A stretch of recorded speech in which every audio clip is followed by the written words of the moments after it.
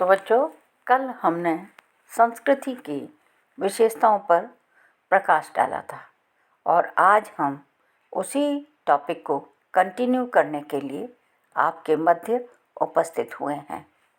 आज हम पढ़ेंगे संस्कृति के प्रकार क्या हैं, अर्थात संस्कृति के स्वरूप क्या हैं। इसके अंतर्गत हम देखेंगे संस्कृति के दो स्वरूप, जिसमें एक है भौतिक और दूसरा है अभौतिक संस्कृति, material and non material culture. तो चलिए टॉपिक को शुरू करते हैं। W.F. ऑगबर्न ने संस्कृति के दो प्रमुख भाग बताए हैं, अर्थात ऑगबर्न ने संस्कृति को दो प्रमुख भागों में डिवाइड किया है, विभाजित किया है। पहला भाग है उसमें अभौतिक संस्कृति और दूसरा भाग है भौतिक संस्कृति। तो भौतिक संस्कृति को हम कहेंगे मटेरियल कल्चर एंड अभौतिक संस्कृति को हम बोलेंगे नॉन मटेरियल कल्चर। चलिए आगे बढ़ते हैं। भौतिक संस्कृति में मानव निर्मित उन सभी मूर्त वस्तुओं को शामिल किया जाता है जिन्हें हम छू सकते हैं, देख सकते हैं और अपनी इंद्रियों द्वारा अनुभव कर सकते हैं। समझ आया मैंने आपको क्या बताया? भौतिक संस्कृति के अंतर्गत वे सभी वस्तुएं हैं जो मानव द्वारा निर्मित हैं, वे सभी वस्तुएं हैं जो मूर्त हैं। उन सभी वस्तुओं को शामिल किया जाता है जिन्हें हम छू सकते हैं, वे सभी वस्तुएं जिनका हम परीक्षण कर सकते हैं, जिन्हें हम देख सकते हैं और जिन्हें हम अपनी इंद्रियों के द्वारा महसूस कर सकते हैं। आपके आसपास जितनी भी वस्तुएं इस कैटेगरी की हैं वो सब भौतिक संस्कृति के अंतर्गत हैं, जिनमें कुछ मैं आपको बताती हूँ, जैसे कुर्सी, मेज, बड़ी बड़ी इमारतें, भवन, आपका घर में जितना भी सामान है वह सब इसी का ही उदाहरण है। घर में आपके कूलर, पंखा, एसी, मोटर गाड़ी, औजार, वस्त्र, विभिन्न उपकरण, चाहे वो किचन के हों, चाहे वो बेडरूम के हों, चाहे वो ड्राइंग रूम के हों, सब कुछ ये वे चीज़ें हैं जिन्हें हम देख सकते हैं, जिन्हें हम अपनी इंद्रियों के द्वारा महसूस कर सकते हैं और जिन्हें हम छू सकते हैं, जिनका परीक्षण कर सकते हैं, है ना। तो ये सारी चीज़ें भौतिक संस्कृति के ही उदाहरण हैं। इन्हें मानव स्वयं निर्मित करता है, अर्थात इन सारी वस्तुओं को मानव ने स्वयं निर्मित किया है। भौतिक संस्कृति मूर्त तथा संचयी होती है। तो देखिए, भौतिक संस्कृति की एक और बात आपके सामने निकल के आई कि ये कैसी होती है? मूर्त होती है। अगर मूर्त नहीं होती तो हम देख कैसे पाते, छू कैसे पाते, अनुभव कैसे कर पाते? इसका मतलब है भौतिक संस्कृति मूर्त होती है, उसका आकार होता है, स्वरूप होता है। साथ ही ये संचयी भी होती है। संचयी होती है क्यों? क्योंकि ये हम सब के लिए उपयोगी होती है। तो इसकी दो तीन विशेषताएं आपके समक्ष निकल के आई। भौतिक संस्कृति मूर्त है, साथ ही संचयी है और संचयी होने के साथ साथ उपयोगी है। देखिए, मानव हमेशा उन्हीं वस्तुओं का संचय करता है जो उसके लिए उपयोगी होती हैं, जो उसके लिए लाभदायक होती हैं, जिससे उसे सुविधा प्राप्त होती है। इसमें शीघ्रता से परिवर्तन हो जाता है, ये बात सही है। जैसे हमारी नीड बढ़ती है उसी तरह से हम उसमें परिवर्तन कर लेते हैं। भौतिक संस्कृति का संबंध मानव के बाहरी जीवन से होता है। तो ये बातें मैंने आपको बताई किसके विषय में है? ये भौतिक संस्कृति के विषय में है।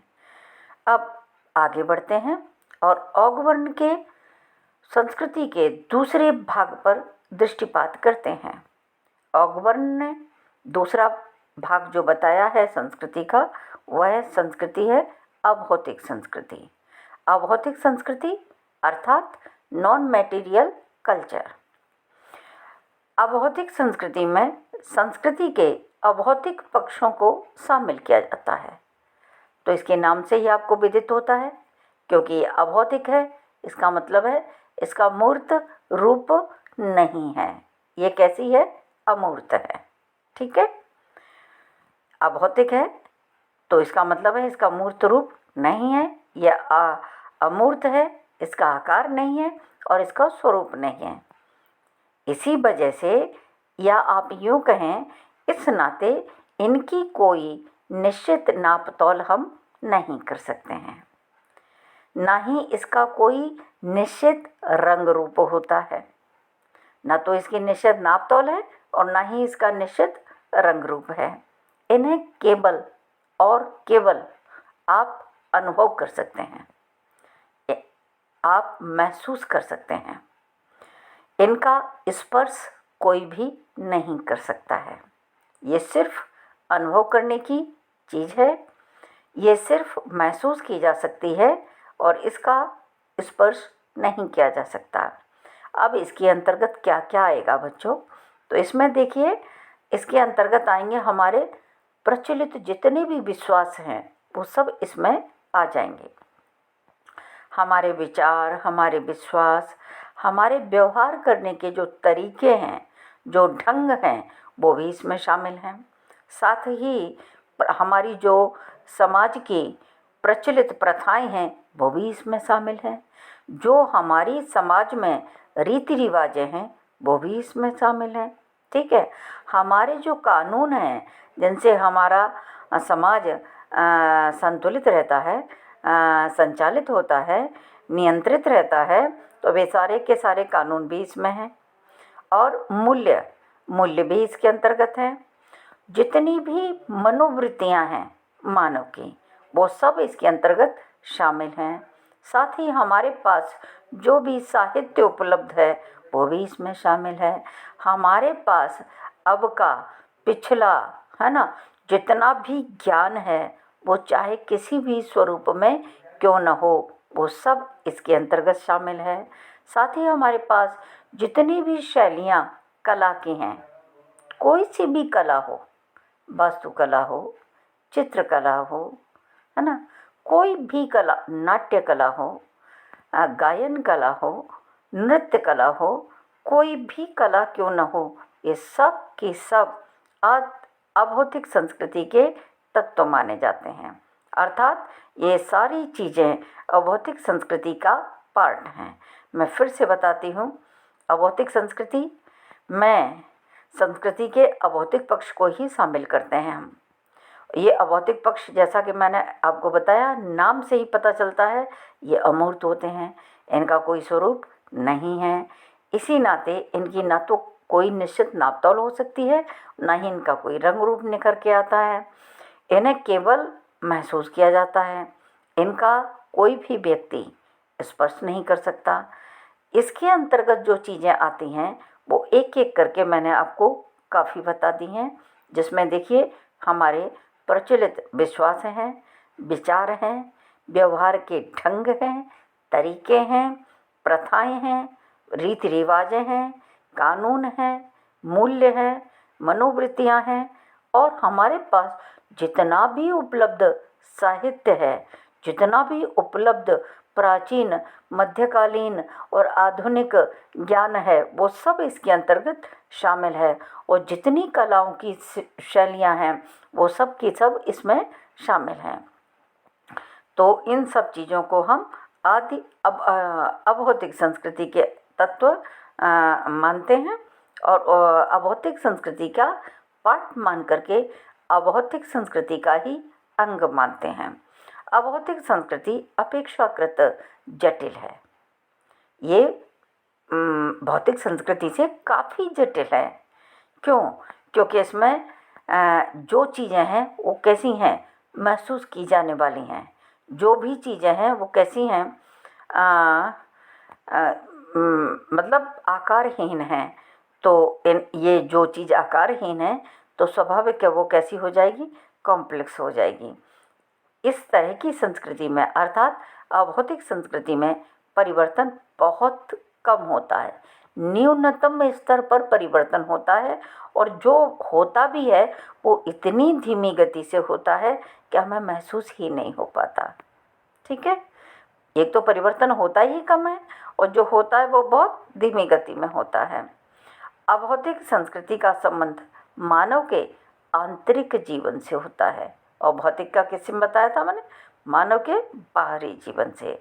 तो इस तरह से अभौतिक संस्कृति का संबंध मानव के आंतरिक जीवन से निकला है। तो अब ये दोनों संस्कृतियाँ मैंने आपको स्पष्ट करके बता दी हैं। चलिए अब इन दोनों के थोड़े से अंतर और देख लें, ताकि इन दोनों के स्वरूप आपको भली भांति समझ आ जाए। पहला अंतर देखिए, भौतिक संस्कृति मूर्त होती है, जबकि अभौतिक संस्कृति अमूर्त होती है। अर्थात भौतिक संस्कृति का रूप होता है, आकार होता है ना, जबकि अभौतिक संस्कृति का न कोई रूप होता है और न ही कोई आकार होता है। अब दूसरा देखिए, भौतिक संस्कृति में अभौतिक संस्कृति की अपेक्षा तीव्रता से परिवर्तन होता है। ये बात सही है, भौतिक संस्कृति तीव्रता से बदलती है, जबकि अभौतिक संस्कृति में परिवर्तन बहुत कम होता है, और जो होता भी है उसकी गति बहुत धीमी होती है। इसीलिए अभौतिक संस्कृति अपेक्षाकृत स्थिर होती है, बहुत ही धीमी गति में इसमें बदलाव आता है। तो ये मैंने दो अंतर बताए। अब तीसरा अंतर देखिए, तीसरे अंतर में भौतिक संस्कृति का संबंध मानव के बाह्य जीवन से होता है। शुरू में ही मैंने बता दिया, भौतिक जीवन मानव के बाहरी जीवन से संबंधित है, जबकि अभौतिक संस्कृति मानव के आंतरिक जीवन से संबंधित है। तो इस पर भी चर्चा हो चुकी थी हमारी। अब एक और बात देखिए, एक और अंतर आपको बताते हैं। भौतिक संस्कृति का नाप संभव है, आप इसकी नाप तौल कर सकते हैं। ठीक है, जबकि अभौतिक संस्कृति की नाप तौल संभव नहीं है। मैंने आपको पहले ही बता दिया था, इसकी नाप तौल संभव नहीं है। क्यों? क्योंकि इसका कोई रंग रूप नहीं होता है, इसका कोई नाप तौल संभव है, ना ही कोई रंग रूप होता है।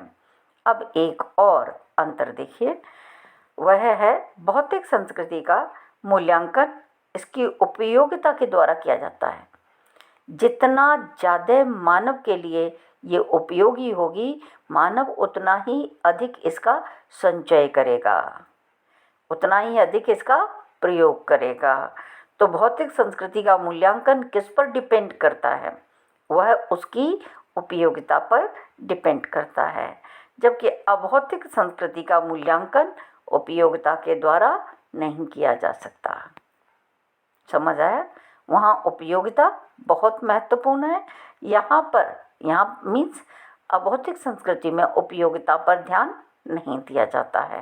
तो इस तरह से आज मैंने आपको भौतिक और अभौतिक संस्कृति के जो स्वरूप हैं, जो विशेषताएं हैं, जो तत्व हैं, उन्हें बताने का प्रयास किया है। जो इसके अंतर हैं उन्हें बताने का प्रयास किया है। साथ ही दोनों के उदाहरण दे करके आपको भली भांति समझाने का प्रयास किया है। फिर भी अगर आपको इसमें कोई बात समझ में नहीं आ पाती है तो आप मुझे बेझिझक मेरे मोबाइल पर कांटेक्ट कर सकते हैं।